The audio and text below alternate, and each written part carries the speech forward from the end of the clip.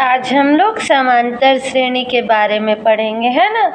तो समांतर श्रेणी क्या होती है कि मान लो कोई श्रेणी दी गई है ना।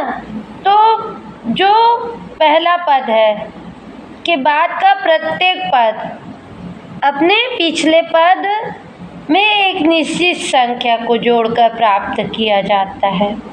जैसे कि 1 फिर 2, तो 1 में 1 जोड़ के 2, 2 में 1 जोड़ेंगे तो 3, है ना। तो इस तरह की श्रेणी को हम समांतर श्रेणी कहते हैं, ठीक है।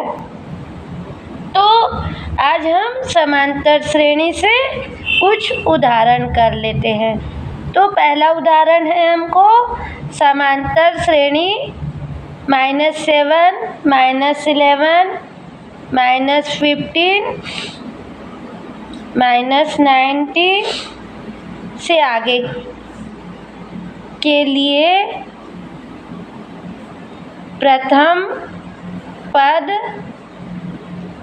चौथा पद और सर्वांतर अंतर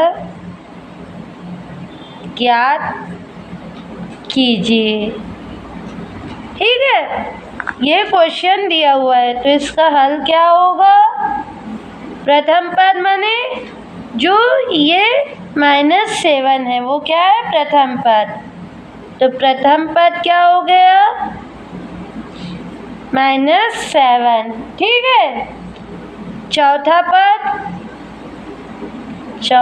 पद 1, 2, 3, 4 बराबर -19, ठीक है। सर्वांतर के लिए क्या करेंगे, -7 और मतलब आगे के पद से पहला पद को घटा देंगे। सर्वांतर के लिए सर्वांतर बराबर द्वितीय पद ऋण प्रथम पद, ठीक है। तो द्वितीय पद क्या है यहाँ, -11 माइनस प्रथम पद -7, ठीक है। तो ये क्या आ जाएगा हमारा, ये -11 और माइनस माइनस क्या हो जाता है, प्लस, ठीक है। तो ये आ गया हमारा -4, जो संख्या में जिसका चिन्ह बड़ा होता है ना। -11 बड़ा है 7 से, इसलिए माइनस चिन्ह लगे तो -4 सर्वांतर आ गया, ठीक है। तो उत्तर क्या आया, आंसर बराबर प्रथम पद बराबर -7, चौथा पद बराबर -19 और सर्वांतर बराबर -4। ये हो गया आंसर, है ना। अब सेकेंड उदाहरण देख लेते हैं। किसी समांतर श्रेणी का प्रथम पद, है ना, a बराबर 10,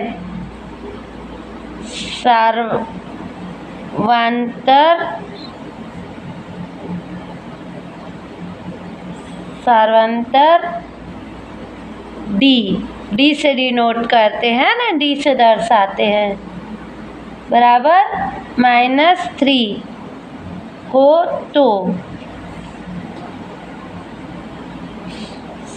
श्रेणी के प्रथम 3 पद लिखिए, है ना। जो भी श्रेणी है उसके प्रथम 3 पद हमको ज्ञात करते हैं। जिसका प्रथम पद क्या है, a बराबर 10, जिसके पदों में अंतर -3 हो तो श्रेणी का प्रथम पद ज्ञात कीजिए। तो हल क्या होगा, प्रथम पद हमको दिया है तो दिया है लिख लेंगे, दिया है क्या दिया है? प्रथम पद a बराबर 10। ठीक है, सार्वअंतर क्या दिया है? b बराबर -3। ठीक है, तो इन दोनों से हम दूसरा पद ज्ञात कर सकते हैं। तो द्वितीय पद ज्ञात करने के लिए ये दोनों को हम जोड़ देंगे। द्वितीय पद बराबर प्रथम पद धन सार्वअंतर। तो क्या आ गया? प्रथम पद क्या है? 10 और सार्वअंतर क्या है? -10 धन ब्रैकेट में -3 है ना। ठीक, तो यहाँ से क्या आ गया हमारा? 10 धन और ऋण। ठीक, 3 बराबर 10 में से 3 गया 7।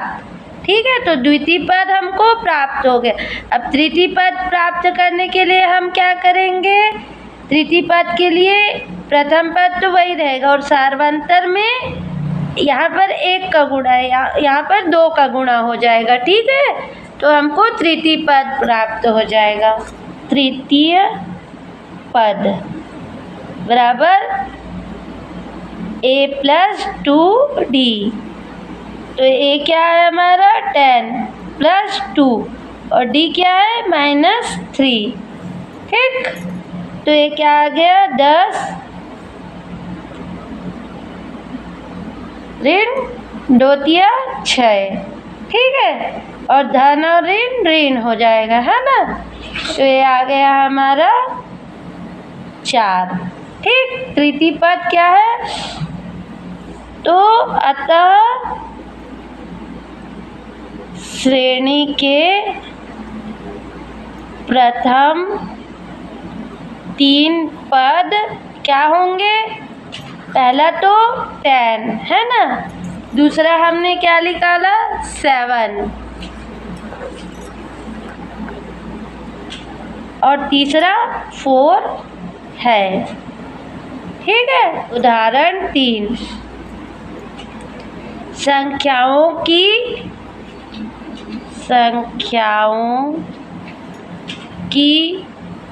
निम्नलिखित श्रृंखलाओं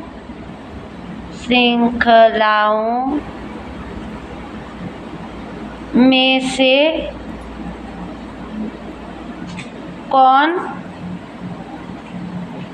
कौन सी समांतर श्रेणी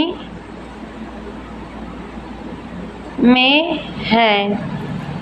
ठीक, समांतर श्रेणी के अगले 2 पद लिखिए। समांतर श्रेणी के अगले 2 पद लिखिए। तो पहला क्या है? पहला है 9, 27, 81। ठीक है, तो इसका हल कर लेते हैं। हल दिया है, क्या दिया है? a1 बराबर 9। ठीक, a2 बराबर 27 दूसरा पद, a3 बराबर 81 तीसरा पद। ठीक है, तो इन दोनों से हम अंतर ज्ञात कर लेते हैं। ठीक है, और ये भी बताना है कि कौन सी समांतर श्रेणी में है, जो नहीं है उसे नहीं है लिख देंगे। ठीक है, तो पहला ये दिया है ना, तो पहला क्या है? a1 a2 माइनस a1 पहले समांतर श्रेणी में है या नहीं ये देख लेते हैं। तो ये क्या आ गया?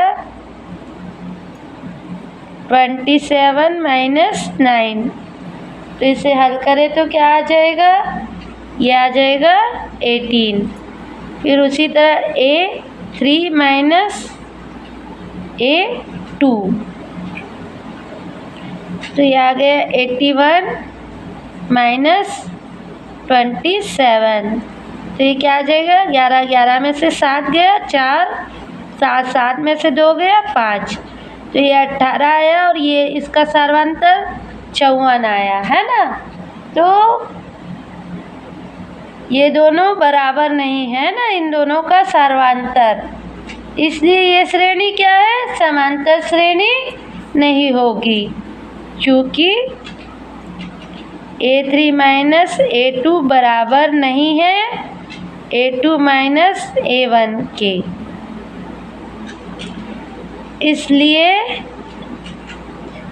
दी गई श्रेणी समांतर श्रेणी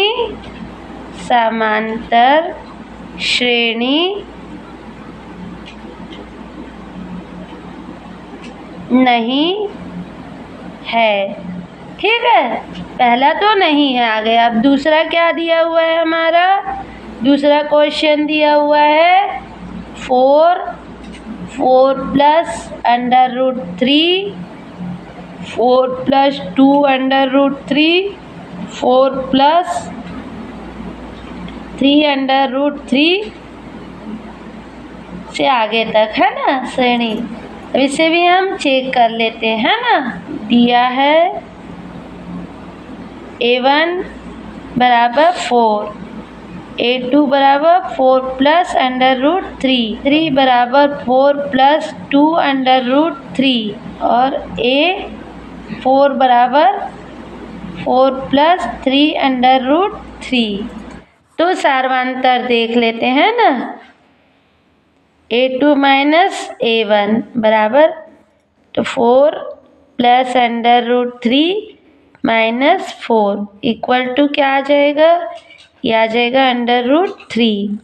उसी तरह A3 minus A2 equal to, A3 क्या है, 4 प्लस 2 √3 माइनस 4 प्लस √3, तो ये क्या आ जाएगा, ये 4 4 कट गया और ये 2 में से 1 गया। ठीक है, अब इसी तरह A4 माइनस A3। ठीक है, तो A4 क्या है, 4 प्लस 3 √3 माइनस 4 प्लस 2 √3, तो ये क्या आ जाएगा, ये 4 4 कट गया, 3 वर्गमूल 3 से 2 वर्गमूल 3 घटाए तो वर्गमूल 3, तो ये सब सेम आ रहा है ना। मतलब ये श्रेणी क्या है, समांतर श्रेणी है। ठीक है, चूँकि प्रत्येक बार सर्वांतर वर्गमूल 3 ही प्राप्त, क्योंकि प्रत्येक बार सर्वांतर वर्गमूल 3 ही प्राप्त हो रहा है, अतः यह समांतर श्रेणी है। इस श्रेणी के अगले 2 पद क्या होंगे, अगले 2 पद, हमको चौथा पद क्या मिला है, हमको चौथा पद मिला है 4 प्लस 3 √3 है ना, तो इसमें हम √3 जोड़ दिए, तो ये क्या प्राप्त हो जाएगा हमको, ये प्राप्त हो जाएगा 4 प्लस 4 √3। ठीक है, और इसके बाद इसके अगला पद क्या प्राप्त हो जाएगा, 4 plus 4 √3 plus √3 equal to 4 plus 5 √3। तो ये दोनों अगला पद प्राप्त हो जाएगा। समांतर श्रेणी के अगले दो पद 4 + √3 और 4 + 5√3 प्राप्त होंगे। ठीक, अब तीसरा प्रश्न है हमारा 1 - 1 - 3 + 5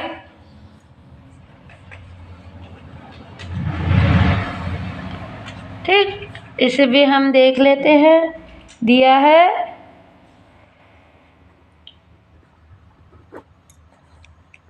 A1 बराबर 1, A2 बराबर -1, A3 बराबर -3 और A4 बराबर -5।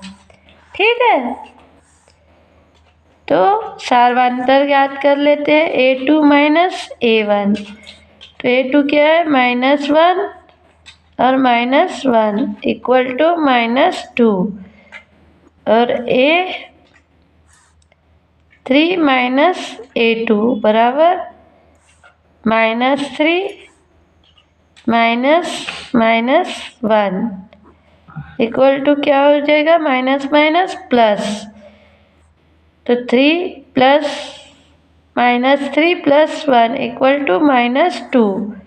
इसी तरह A4 - A3, तो A4 -5 -3, तो ये क्या आ गया -5 और +3 इक्वल टू -2। अब चूंकि प्रत्येक बार सर्वांतर क्या हो रहा है, समान प्राप्त हो रहा है, इतने ये भी समांतर श्रेणी है। चूंकि प्रत्येक बार सर्वांतर -2 समान प्राप्त हो रहा है, अतः यह समांतर श्रेणी है। ठीक है, इसके अगले दो पद क्रमशः क्या होगा, A4 क्या दिया है, A4 बराबर दिया है हमको -5, है ना। ठीक, तो A5 बराबर -5 + -2 इक्वल टू क्या हुआ -5 - 2 इक्वल टू -7। ठीक है, और इसका अगला पार्ट A6 बराबर -7 + -2 इक्वल टू क्या हो गया -7 - 2 इक्वल टू -9। अगला दो पद -7 और -9 प्राप्त हुए, और यही क्या है आंसर। ठीक है, अब चौथा क्वेश्चन है हमारा 0.2, 0.22, 0.222, 0.2222 इस तरह की श्रेणी है ना, इसे भी हम देख लेते हैं। तो दिया है हल, दिया है A1 बराबर 0.2, A2 बराबर 0.22, A3 बराबर 0.222, A4 4 बराबर 0.2222। ठीक है, तो सर्वांतर ज्ञात कर लेते हैं। A2 माइनस A1 बराबर 0.22 माइनस 0.2, तो ये क्या आ गया हमारा 0.02। ठीक है, A3 माइनस A2 बराबर A3 क्या है 0.222 माइनस 0.22, तो इसको हल करेंगे तो क्या आ जाएगा 0.002। ठीक है, अब दोनों में सर्वांतर अलग अलग है, मतलब ये समांतर श्रेणी नहीं है, चूँकि A3 माइनस A2 बराबर नहीं A2 माइनस A1 के, इसलिए दिया हुआ श्रृंखला समांतर श्रेणी नहीं है। ठीक है, अब किसी समांतर श्रेणी का nवां पद कैसे ज्ञात करेंगे। समांतर श्रेणी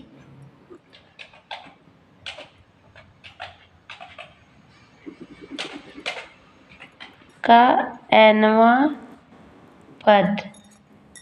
ठीक है, मान लो कि कोई श्रेणी है, मान लो कोई श्रेणी क्या है A1 A2 A3 समांतर श्रेणी है। ठीक है, जिसका प्रथम पद A, ठीक, सर्वांतर D है, तब प्रथम पद क्या होगा, प्रथम पद A1 बराबर A। ठीक, तो द्वितीय पद क्या हो जाएगा A2 बराबर A plus D equal to A plus 2 minus 1D, है ना, 2 ऋण 1 होगा, है ना सर्वांतर के लिए। इसी प्रकार तीसरे पद के लिए तृतीय पद A3 बराबर A plus 2D equal to A plus 3 minus 1D। ठीक है, चौथा पद क्या होगा A4 बराबर A plus 3D equal to A plus 4 minus 1D। ठीक है, इसी तरह पांचवा पद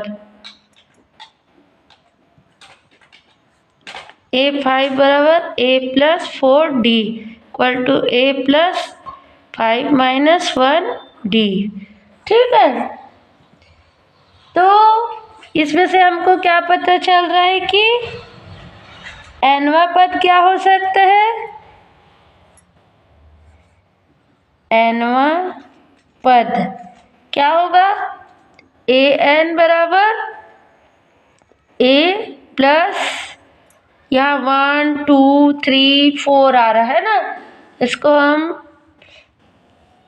तो यहाँ पर क्या लिख सकते हैं n। ठीक, और सब में -1। ठीक, और सर्वांतर D। ठीक, अंतर श्रेणी में यदि m पद हो तो अंतिम पद को AM कहेंगे, है ना, इसको m मान लिया। ठीक है, और nवा पद निकालने के लिए an बराबर a plus n minus 1 d, ठीक है, के सूत्र से भी हम निकाल लेंगे, ठीक है। और अंतिम पद को n से व्यक्त कर सकते हैं, ठीक है। तो कुछ एग्जाम्पल कर लेते हैं। उदाहरण चौथा, समांतर श्रेणी 4, 7, 10, 13 का 10वां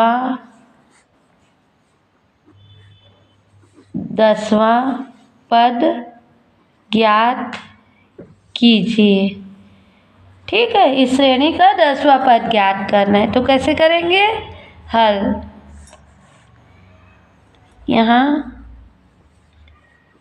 यहाँ पहला पद क्या है? 4, ठीक। और सार्वंतर D क्या हो जाएगा? 7 में से 4 घटा दिए तो 3, ठीक है। और 10वां पद ज्ञात करना है, तो मान लो n, मान लिए n बराबर 10, ठीक है। तो अब सूत्र क्या है हमारा nवें पद के लिए?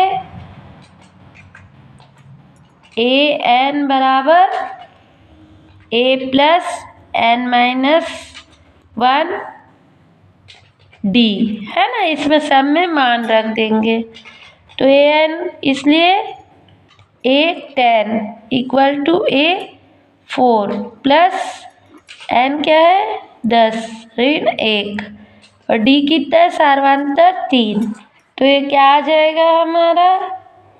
क्या आ जाएगा? 4 प्लस 10 में से 1 गया, 9 गुणित 3, ठीक। तो ये क्या आ जाएगा? 4 धन 9 तिया 27, और ये क्या आ गया? ये आ गया हमारा 31। तो आंसर क्या होगा?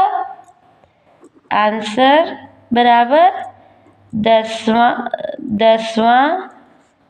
पद 31 है, ठीक है। अब उदाहरण 5,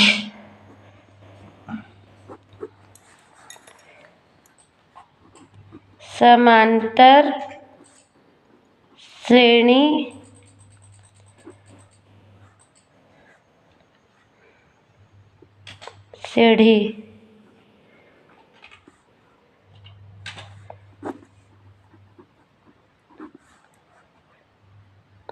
2, 6, 10 में m पद है, अंतिम पद ज्ञात कीजिए, ठीक है।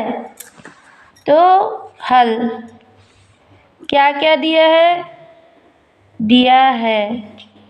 क्या दिया है? प्रथम पद a बराबर 2, ठीक है। सर्वांतर क्या है? 6 में से 2 गया, 4, ठीक है। और पदों की संख्या क्या है? m है। पदों की संख्या बराबर m, ठीक है। अतः m बराबर n होगा, ठीक है। n पद है, ठीक है। तो mवां पद am बराबर a प्लस m माइनस 1 और d, चूँकि nवां पद an बराबर a plus n minus 1 into d से, ठीक। तो ये क्या आ जाएगा? am बराबर a की जगह 2 प्लस m माइनस 1, ठीक, और d की जगह 4, तो ये क्या आ जाएगा? 2 प्लस 4m माइनस 4, ठीक है। तो इसको क्या आ जाएगा 4m-2। ठीक है, तो ये क्या है अंतिम पद है ना, प्राप्त हुआ। और यही क्या है आंसर। छठवां प्रश्न है हमारा, क्या समांतर श्रेणी 5, 11, 17, 23 आगे तक यही श्रेणी चल रही है ना, समांतर श्रेणी का कोई पद 301 है, मतलब आगे जाएगा तो ये 301 वाला पद आता है कि नहीं, यह हमको बताना है और क्यों कारण भी बताना है। ठीक है, तो हल दिया है, क्या क्या दिया है हमको, a बराबर 5, ठीक, और सार्वंतर d बराबर क्या दिया है, 11 में से 5 गया 6, 11 ऋण 5 इक्वल टू आ गया हमारा 6। ठीक है, अब मान लेते हैं कि लास्ट पद 301 है, nवां पद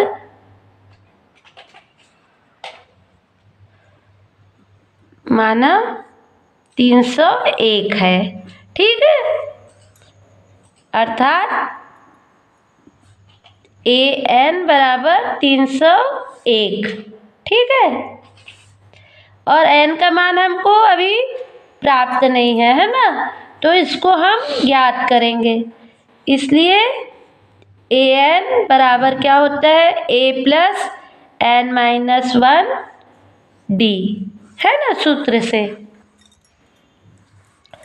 तो an पद क्या मान लिए हम 301, a क्या दिया है हमारे को 5 प्लस n-1 और सार्वंतर है हमारा 6। ठीक है, तो ये क्या आ जाएगा हमारा 301 बराबर 5 प्लस 6n-6 ब्रैकेट हटा के गुणा कर दिए। ठीक है, और ये आ गया हमारा 301 बराबर -6 में 5 को जोड़े तो क्या आ जाएगा 6n-1। ठीक है, और ये पक्षांतर कर दिए, 301 ऋण का इधर आके धन हो गया, पक्षांतर करने पर 6n। ठीक है, -1 को। ठीक है, तो ये क्या हो गया 302 बराबर 6n, तो ये क्या आ जाएगा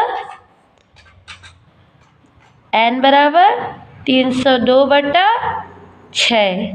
ठीक है, तो इसको हम 2 से काट दिए, 2 तिया 6, 2 एकम 2 बच गए, 2 पंचे 10 है ना, और 2 एकम 2, तो ये आ गया 151/3। अब जो ये n है वो पदों की संख्या है ना, जबकि यहाँ भिन्न में प्राप्त हो रहा है ना, तो क्या कह सकते हैं कि जो दी हुई संख्या है 301 वो इस समांतर श्रेणी में नहीं है,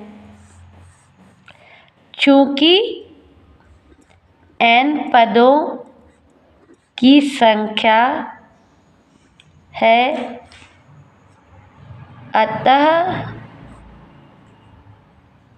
एक धनात्मक पूर्णांक होना चाहिए। इसलिए 301 दी गई समांतर श्रेणी का कोई पद नहीं है। ठीक है, क्योंकि ये भिन्न के रूप में आ रहा है ना। अभी एग्जाम्पल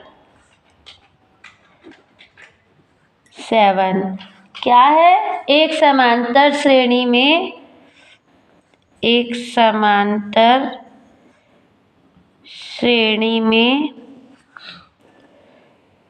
50 पद हैं,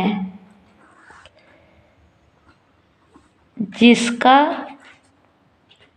तीसरा पद 12 है, ठीक, और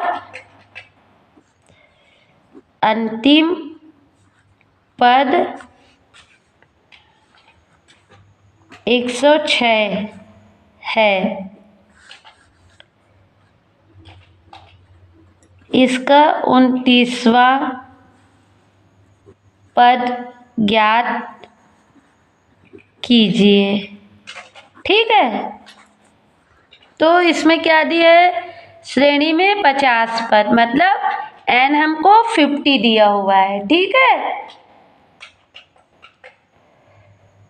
और जिसका तीसरा पद क्या है, 12 है बोल रहा है, ठीक है। और अंतिम पद दिया है हमको 106, मतलब 50वां पद में जो अंतिम पद है वो 106। तो इसका 29वां पद, 50 में से 29वां पद में जो है उसे हमें ज्ञात करना है, ठीक है। माना समांतर श्रेणी का प्रथम पद A है, ठीक, और अंतर क्या है, D है, ठीक। और तीसरा पद दिया है, तीसरा पद क्या है हमारा, 12, ठीक है। तो A3 बराबर 12 हो गया है ना। क्या लिख सकते हैं इसको, A + 3 - 1 D, है ना, से बराबर 12। तो इसको हल कर लिए तो क्या आ जाएगा, A + 3D - D = 12, या क्या लिख सकते हैं हम, A + 2D = 12, ठीक है। इसे दे देते हैं हम इक्वेशन नंबर 1, ठीक है। और अंतिम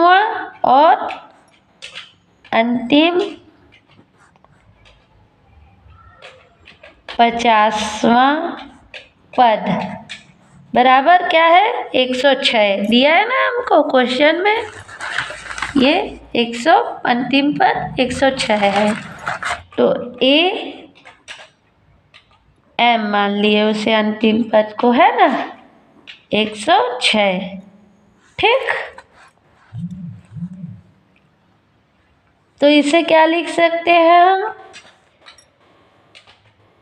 A + 50वां N ऋण 1, Nवां पद वाले से, है ना, N D बराबर 106। सार्वंतर हमको अभी नहीं पता है ना, तो इसे खोल देंगे तो ये क्या आ जाएगा, A + 49D = 106, ठीक है।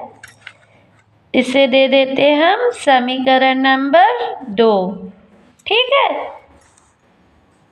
अब समीकरण 2 में समीकरण 1 को घटा देंगे, समीकरण 2 में समीकरण 1 को घटाने पर तो क्या आ जाएगा, समीकरण 2 A + 49D = 106 ऋण A + 2D = 12, ये माइनस पूरे के लिए है ना। इसको यहाँ ना लिख के यहाँ लिख देते हैं, ठीक है। तो ये क्या आ जाएगा, 47D = 94 तो d बराबर 94/47, तो इसको काटेंगे तो आ जाएगा 2, इसलिए d बराबर 2। इसे दे देते हम इक्वेशन नंबर 3। अब d का मान समीकरण 1 में रखने पर, तो a + 2 मान क्या है 2 है ना, बराबर 12। ठीक, तो यहाँ से क्या आ गया a + 4 = 12। ठीक, तो ये क्या आ गया, a बराबर 12-4, तो ये क्या आ गया 8। ठीक है, तो a बराबर 8, इसे दे देते हम समीकरण नंबर 4। तो a का मान मिल गया हमको, d का मान मिल गया है ना, तो हम 29वां पद ज्ञात कर सकते हैं ना। समांतर श्रेणी का 29वां पद क्या होगा, a + n-1 मतलब 29 - 1 d। ठीक, तो a क्या है 8 धन 29 ऋण 1 और d सर्वांतर क्या है 2। ठीक है, तो ये आ जाएगा 8 + 28 × 2, तो ये आ जाएगा हमारा 8 + 56 और इसके बराबर क्या हो गया 64। इसलिए समांतर श्रेणी का 29वां पद 64 होगा। ठीक है, और यही क्या है आंसर। ठीक, 8 क्या है, 2 अंकों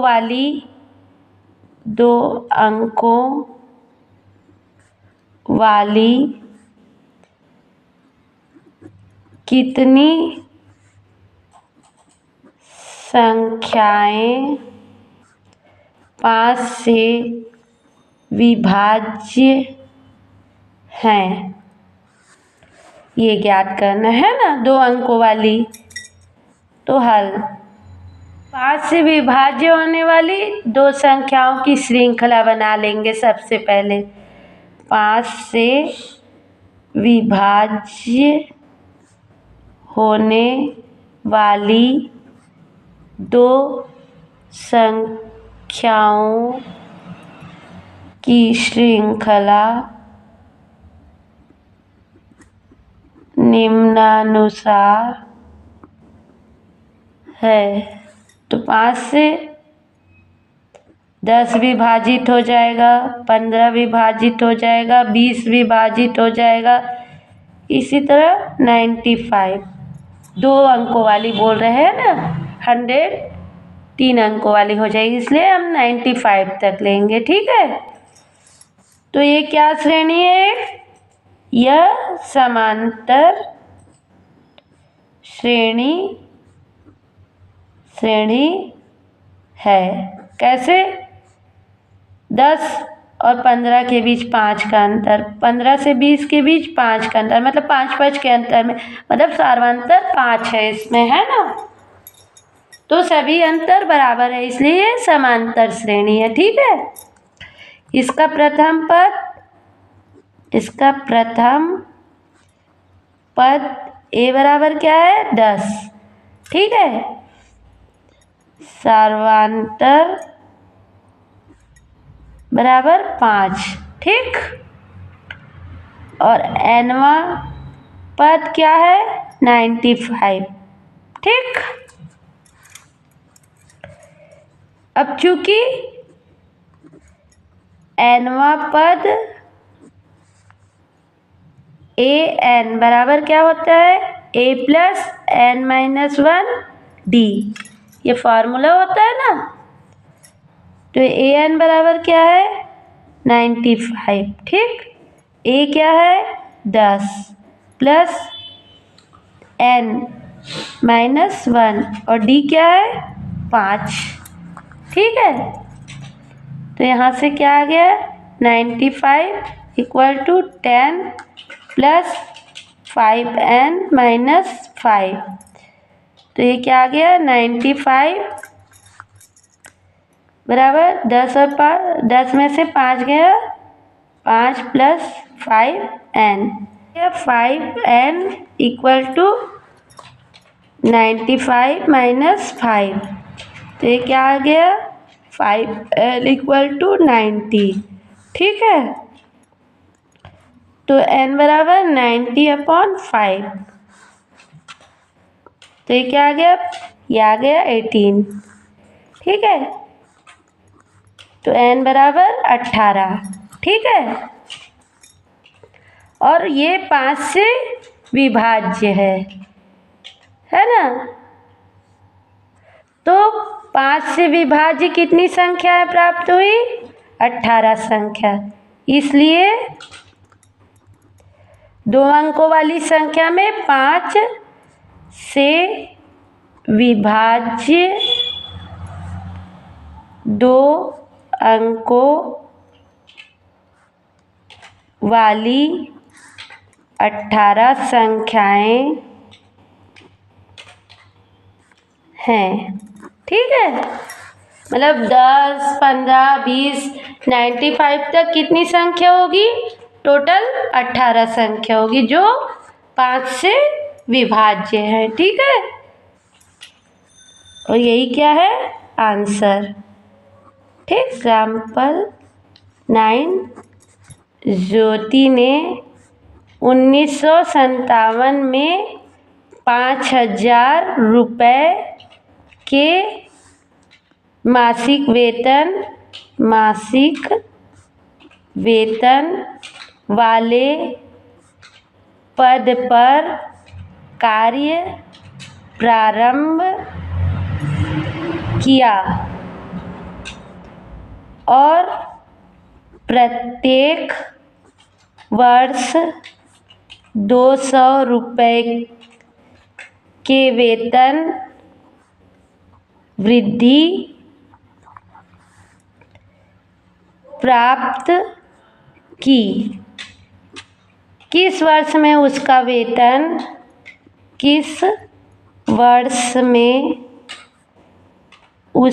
वेतन 7000 रुपये हो गया, ठीक है। ये ज्ञात करना है। तो हल क्या होगा,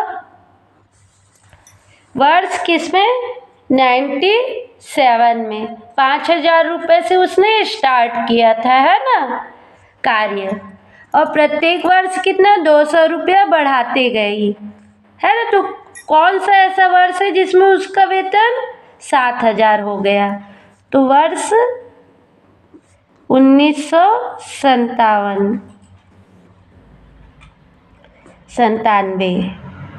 ठीक। फिर 1998, फिर 1999, फिर 2000, ठीक है। ऐसा चलता रहा। ये मासिक वेतन है, मान लो, है ना।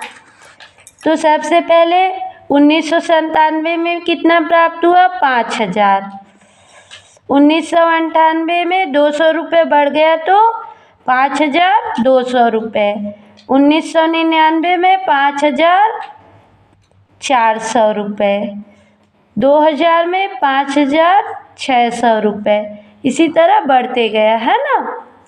तो ये जो श्रेणी है इसमें समान का अंतर है ना। इन दोनों में 200 रुपये, 200 का अंतर है हर श्रेणी में। तो ये क्या है, यह समांतर श्रेणी है पहले, क्योंकि 2 क्रमागत पदों का अंतर 200 है, ठीक है। तो D बराबर हमको क्या मिल गया 200। और प्रथम पद A बराबर कितना मिल गया हमको 5000। ठीक है, तो सार्वधातुक मिल गया। और मान लो कि अब माना n वर्षों में उसको 7000 मिल गया, माना n वर्षों में उसका वेतन 7000 हो गया। ठीक है, an बराबर 7000। ठीक है, तो a प्लस n-1 D बराबर 7000। ठीक है, a का मान कितना है 5000। ठीक है, प्लस n-1 और D कितना है 200, इधर 7000। ठीक है, तो ये क्या आ जाएगा, ये आ जाएगा 5000 प्लस 200 n-200 बराबर 7000। ठीक है, तो ये क्या आ जाएगा 5000 में 200 काट दिए तो ये आ गया हमारा 4800 प्लस 200 n बराबर 7000। ठीक है, 200 n बराबर 7000, इसको इधर ले गए तो माइनस हो गया, प्लस का है ना 4800। तो ये 200 n बराबर ये 7000 में 4800, शून्य में से शून्य गया शून्य, शून्य में से शून्य गया शून्य, यहाँ 10 हो गया, 10 में से 8 गया 2। ठीक है, और यहाँ पर बच गया 6, 6 में से 4 गया 2, तो यहाँ से n बराबर क्या हो जाए 2200/200। ठीक है, तो ये ज़ीरो ये ज़ीरो ये ज़ीरो के 2 एकम 2 एकम 2 एकम, तो ये आ गया 11। तो n बराबर 11।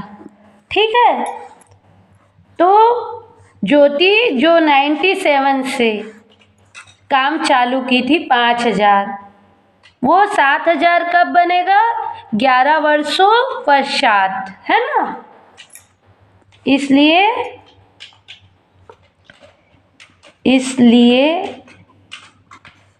11 वर्षों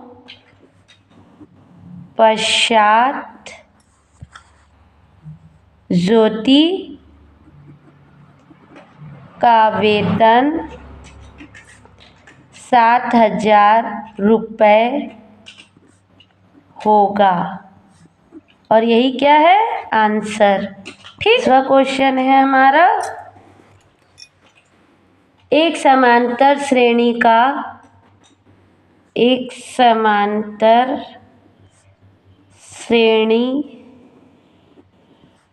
का पीवां पद Q और क्यूवां पद P है, तो श्रेणी का mवां पद ज्ञात कीजिए। ये बहुत इम्पोर्टेंट क्वेश्चन है, ये अक्सर परीक्षा में पूछा जाता है। ठीक है, तो इसे आप ध्यान से देखिए हल। मान लिए कि श्रेणी का प्रथम पद क्या है समांतर श्रेणी का, माना श्रेणी मतलब समांतर श्रेणी का प्रथम पद A और सार्वंतर D है। ठीक है, अब यहाँ क्या दिया है, पीवां पद Q है, यहाँ समांतर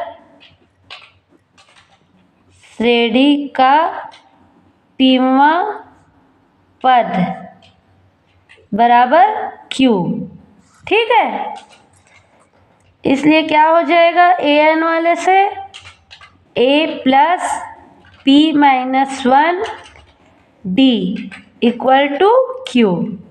ठीक है, इसे दे देते हैं समीकरण नंबर 1। ठीक है, और समांतर श्रेणी का क्यूवां पद बराबर क्या दिया है P। ठीक है, तो इसलिए a प्लस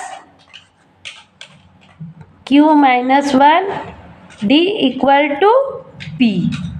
ठीक है, इसे दे देते हैं हम समीकरण नंबर 2। ठीक है, तो समीकरण 1 से समीकरण 2 को घटाने पर, समीकरण 1 से समीकरण 2 को घटाने पर क्या होगा a plus p minus 1 d बराबर Q। d बराबर Q। और दूसरा क्या है a plus Q minus 1 d बराबर P। ठीक है, ये क्या है समीकरण 1 और ये समीकरण 2। अब इसको हम घटा देंगे।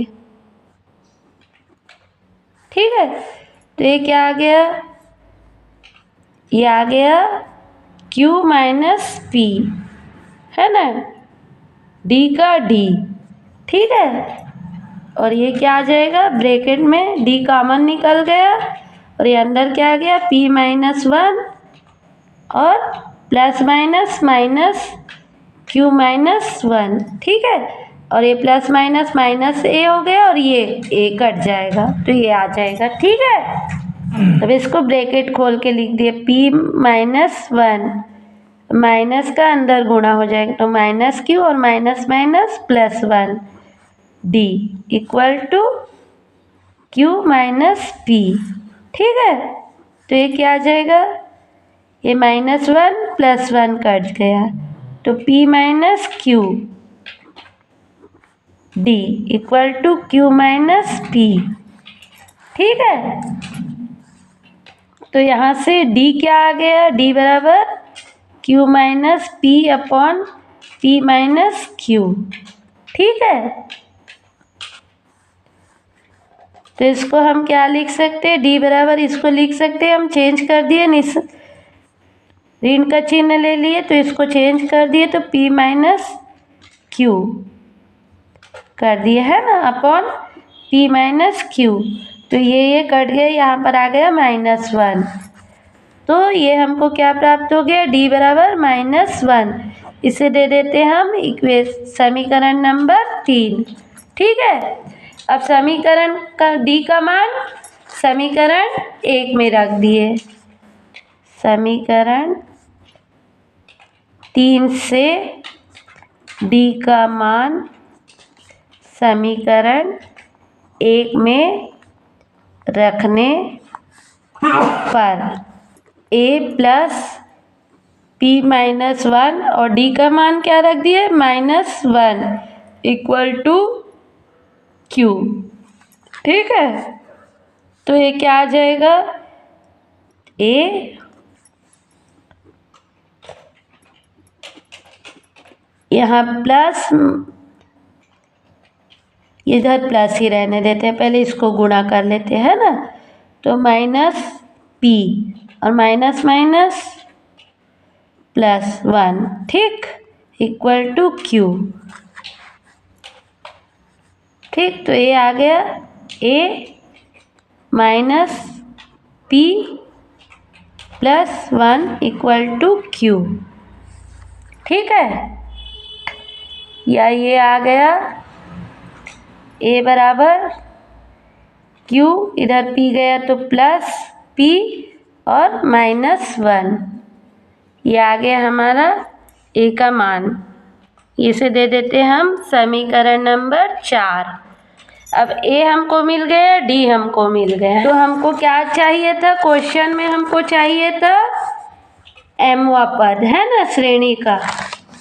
तो श्रेणी का mवा पद हम ज्ञात कर सकते हैं, ए और डी मिल गया तो श्रेणी का mवा पद बराबर am equal to a plus m-1 d। ठीक, तो ये क्या आ गया? a का क्या है मान?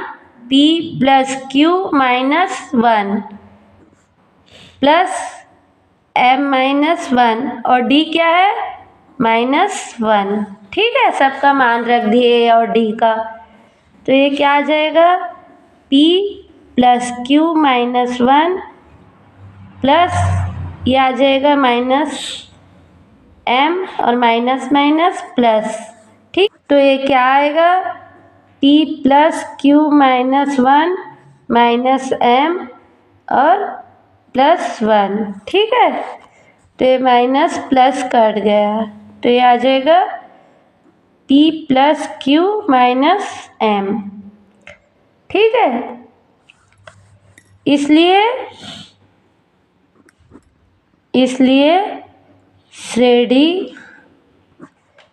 श्रेणी का mवा पद बराबर p plus q minus m, और यही क्या होगा? आंसर होगा। ठीक है।